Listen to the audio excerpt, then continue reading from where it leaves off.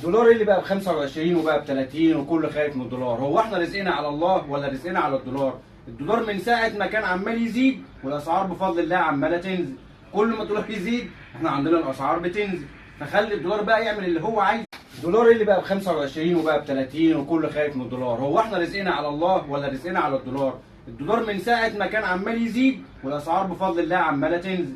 كل ما الدولار يزيد احنا عندنا الاسعار بتنزل، فخلي الدولار بقى يعمل اللي هو عايزه. زيد زي ما انت تزيد براحتك، رزقنا على الله مش على الدولار. الاسعار بفضل الله عماله تنزل وعمالين نعمل بفضل الله عروض، في عرض كمان يومين او ثلاثه في بقى شاشات 4K و2K واجهزه باذن الرحمن. الشغل ما شاء الله كتير وفي شغل لسه جاي كتير. وعملت فيديو من المخزن وعملت فيديو من الفرع الاول والفرع الثالث هنا، تمام كده. المخزن فرع اول، المحل الاولاني الصغير فرع ثاني، ده الثالث.